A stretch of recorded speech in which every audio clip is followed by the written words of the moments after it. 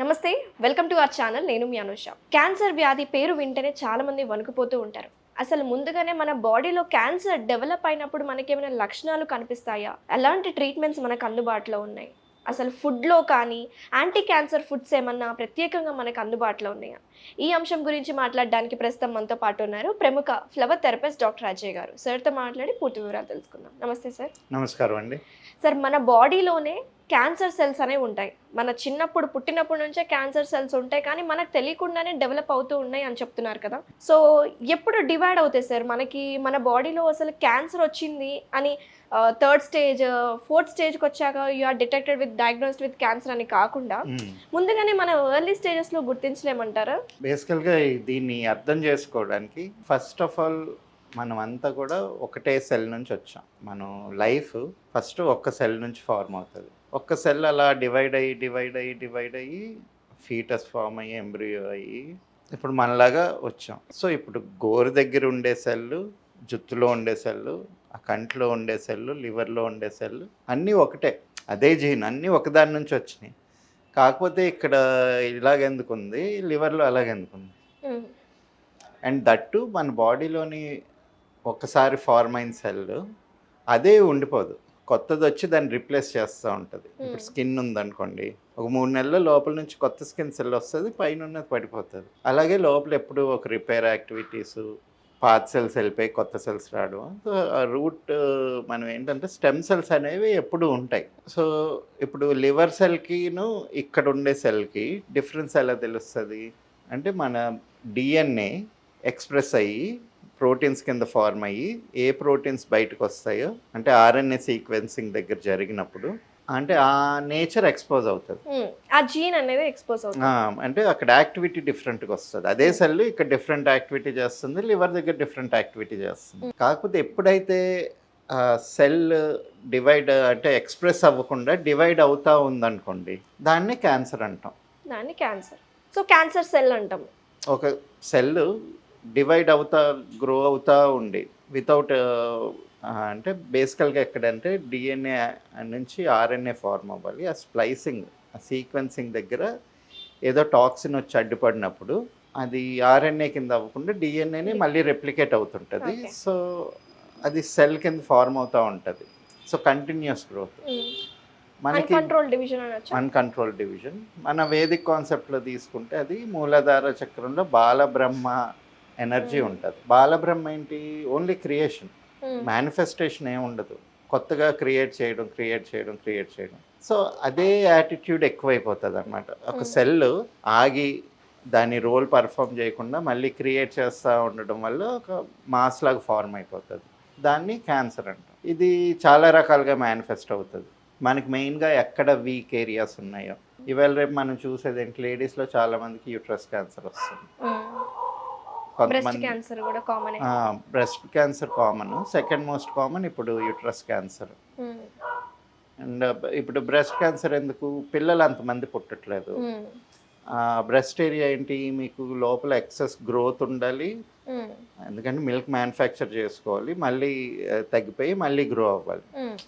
కాకపోతే అక్కడ యాక్టివిటీ అంత ఉండట్లేదు కాబట్టి ఒక పర్టికులర్ స్టేజ్ తర్వాత, అండ్ ఆల్సో ఇప్పుడు బ్రెస్ట్ ఫీడింగ్ చేయని మదర్స్లో కూడా, చేయలేని మదర్స్కి వాళ్ళకి ఎక్కువ వచ్చే ఛాన్సెస్ ఉంటాయి. ఎందుకంటే అక్కడ సెల్స్ అన్ని వాటి ఫంక్షన్, వాటి రోల్ అక్కడ కంప్లీట్ అవ్వదు. సెకండ్ మోస్ట్ ఫ్యాక్టర్ ఇప్పుడు యూట్రస్లో వస్తుంది. అండ్ జెంట్స్లో చాలామందికి ప్రాస్టేట్ ఏరియాలో వస్తుంది. ఇవన్నీ ఏంటంటే మనకి ఎక్కడైతే వీక్ స్పాట్స్ ఉన్నాయో అక్కడ క్యాన్సర్ అనేది డెవలప్ అవుతుంది, ఎక్స్ప్రెస్ అవుతుంది. ఆ జీన్ అనేది ఎక్స్ప్రెస్ అవుతుంది. క్యాన్సర్ అనేది ప్రతి మనిషిలోని ఏదో ఒక స్టేజ్లో క్యాన్సర్ కణాలు అనేవి ఉంటానే ఉంటాయి, ఫార్మ్ అవుతాయి. ఎందుకంటే అవి బయట నుంచి వచ్చినవి కాదు, మన బాడీలోని సెల్లే అలాగా కంటిన్యూస్గా గ్రో అవుతుంది. సో మనకి ఎప్పుడైతే క్యాన్సర్ కణం ఫార్మ్ అవుతుందో, ఫార్మ్ అయినప్పుడు బాడీ దాన్ని రికగ్నైజ్ చేసుకొని దాన్ని న్యూట్రలైజ్ చేసినప్పుడు క్యాన్సర్ రాకుండా ఉంటుంది. సో అది బాడీలోని డిఫెన్స్ మెకానిజం పాడైనప్పుడే క్యాన్సర్ ఎక్స్ప్రెస్ అవుతుంది. క్యాన్సర్ రాకుండా ఎన్ని జాగ్రత్తలు తీసుకున్నా కానీ, ఇప్పుడు చాలామంది చూడండి పాపం ఏ అలవాట్లు లేకుండా మంచి హెల్తీ లైఫ్ స్టైల్ ఉన్న వాళ్ళకి కూడా క్యాన్సర్ వస్తుంది. ఏమి అలవాటు ఉండదు, ఆల్కహాల్ కానీ Hmm. సిగరెట్ కానీ అయినా క్యాన్సర్ వస్తుంది. వస్తుంది. ఎందుకంటే మనం తీసుకునే ఫుడ్లోనే చాలా టాక్సిన్స్. ఇప్పుడు బయట ఎక్కడన్నా ఏదైనా తిన్నాం, అందులో డీప్ ఫ్రై చేసినవన్నీ కార్సినోజెనిక్. బయట దోశ తిన్నాం, అందులో కార్సినోజెనిక్ ఏజెంట్స్ ఉంటాయి. చపాతీ తిన్నాం, అందులో బ్లాక్గా మాడిపోయిందంతా కూడా కార్సినోజెనిక్ ఏజెంట్. బయట వెళ్తున్నాం, పొల్యూషన్ వస్తుంది, పెట్రోలియం ఫ్యూమ్స్, ఇవన్నీ కూడా క్యాన్సర్ కాజ్ చేసే ఏజెంట్. ఇంట్లో మనం మస్కిటో రిపెలెంట్స్ పెట్టుకున్నాం, అవును. పెస్టిసైడ్స్, అవి కార్సినోజెనిక్ ఏజెంట్స్. ఇప్పుడు ఎక్కువ క్యారెట్ జ్యూస్ తాగేస్తున్నారు. క్యారెట్ లేకపోతే క్లోరోఫిల్ కాంపౌండ్స్, ఆకుకూరలు ఓకే. వండకుండా ఎక్కువ పచ్చి పచ్చి కాయగూరలు, ఇవన్నీ జ్యూస్ కూడా చేసుకొని. Carcinogenic agents. రిపీటెడ్ గా తీసుకోకూడదు అంటారా? ఎక్కువ తీసుకోకూడదు, ఓకే, ఏదైనా మోతాదులో. మోతాదులోనే ఉండాలి. అంతవరకు శరీరం తట్టుకోగలదు. ఆ శరీరం తట్టుకోలేనప్పుడు బ్యాడ్ ఎఫెక్ట్స్ బయటపడుతుంటాయి. ఓకే. క్యాన్సర్ అనేది లోపల ఫార్మ్ అవుతుంది, బట్ బాడీ ఏంటంటే దాన్ని కౌంట్రాక్ట్ చేసుకొని దాన్ని బ్యాలెన్స్ చేసుకోగలగాలి. ఇందుకోసం ఏంటంటే మనకి మూలాధార చక్రాన్ని బేస్ చేసుకొని ఒకటి ఫ్లవర్స్ నుంచి ఇన్ఫ్యూజన్ చేస్తామండి. ఇప్పుడు మూలాధార చక్రం చూస్తే ఇలాగా 4 పెటల్స్ ఉంటాయి, రెడ్ కలర్లో పెటల్స్ ఉంటాయి, yellow colour square earth element ఉంటుంది. ఇందులో బాలబ్రహ్మ అనే కాన్సెప్ట్ ఉంటుంది. ఇదేంటంటే మనం లిక్విడ్ ఫామ్లో చేసామండి, ఈజీ టు యూజ్.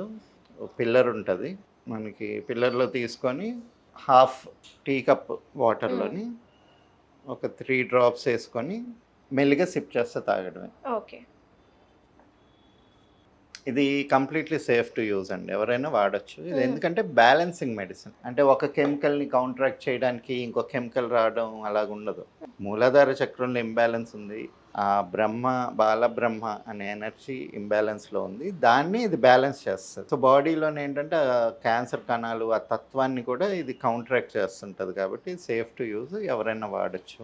దీంతో మనం క్యాన్సర్ రాకుండా కూడా అవాయిడ్ చేసుకోవడానికి అంటే ఛాన్సెస్ ఉంటాయి. ఎవరైనా వాడచ్చు. కాబట్టి క్యాన్సర్ అనేది మన బాడీలో క్యాన్సర్ సెల్స్ ఉంటాయి, అవి ఎప్పుడు డెవలప్ అవుతాయో ఎప్పుడు మ్యూటేట్ అవుతాయో మనకు తెలియదు. తెలీదు. కాబట్టి సో ప్రివెన్షన్ లాగా మనం ప్రివెన్షన్ లా చేసుకోవచ్చు.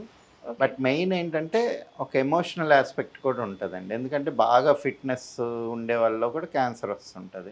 అది చెప్పలేం కదా. ఇప్పుడు నేను ఏదో నాకు డయాబెటీస్ రాకూడదు అనుకుంటే నేను ఎక్సర్సైజ్ చేసి మెయింటైన్ చేసుకోగలను, లేకపోతే నాకు ఆర్థరైటిస్ రాకూడదు అంటే నేను ఏదో పర్టికులర్ ఎక్సర్సైజ్ చేసుకోవచ్చు, పర్టికులర్ డైట్ ఫాలో అవ్వచ్చు. కానీ ఏం చేయకుండా ఉంటే, లేకపోతే ఏం చేస్తే క్యాన్సర్ రాకుండా ఉంటుందో ఎవరు చెప్పలేరు. ఆ స్టడీస్ అనేవి ఇంకా ప్రూవెన్ లేవు. కాదండి, అది క్యాన్సర్ నేచర్. అది క్యాన్సర్ నేచర్ అది అంటారా? ఎందుకంటే ప్రతి మనిషిలోనే అది ఫార్మ్ అవుతుంది, బయట నుంచి ఏం రావాల్సిన అవసరం లేదు. అఫ్ కోర్స్ బయట నుంచి వచ్చే పొల్యూటెంట్స్, మనం తీసుకునే ఫుడ్ వల్ల దాని ఛాన్సెస్ పెరుగుతాయి. కానీ ఏం చేయకుండా మంచి హెల్దీ లైఫ్ స్టైల్లో ఉండి పల్లెటూరులో ఉండే వాళ్ళకి కూడా వస్తున్నాయి సార్. అవును. సో అదేంటంటే బేసిక్ బ్యాక్ అండ్ ఒక ఎమోషనల్ ఆస్పెక్ట్ ఉంటుంది. అదే చెప్పాం కదా, ఈ ఎనర్జీ బేసిక్ మెటబాలిక్ ప్రాసెస్లోనే ఇంబ్యాలెన్స్ ఉంటుంది జీన్ లెవెల్లో. దాని నుంచే రెక్టిఫై చేసుకోవాలి. ఒకవేళ క్యాన్సర్ వచ్చినా సరే భయపడాల్సిన పని లేదు. ఓకే. ఎందుకంటే మెయిన్ క్యాన్సర్ కన్నా భయంతో ఎక్కువ డ్యామేజ్ అవుతుంది జనాలకి.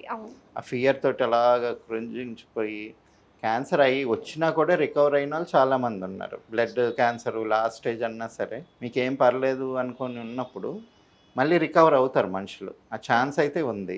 ఇంతమంది సెలబ్రిటీస్ కూడా ఉన్నారు కదా సార్, క్యాన్సర్ ని ఫైట్ చేసి they are leading healthy life. So దాని గురించి భయపడిపోయి కంగారు పడాల్సిన అవసరం లేదు. బట్ ఏంటంటే దాన్ని తగ్గించుకోవడానికి తగిన ప్రయత్నాలు చేసి మన యాటిట్యూడ్ ఇవన్నీ మార్చుకున్నప్పుడు క్యాన్సర్ సెట్ అవుతుందండి. సో థ్యాంక్ యూ సార్, చాలా వివరంగా ఎక్స్ప్లెయిన్ చేశారు. క్యాన్సర్ అనేది మన బాడీలో ఎలా డెవలప్ అవుతుంది, మనం దీన్ని ప్రివెన్షన్గా హెర్బల్ మెడిసిన్ కూడా మనకు అందుబాటులో ఉందని చాలా వివరంగా మాకు చూపించినందుకు thank you so much sir. Thanks.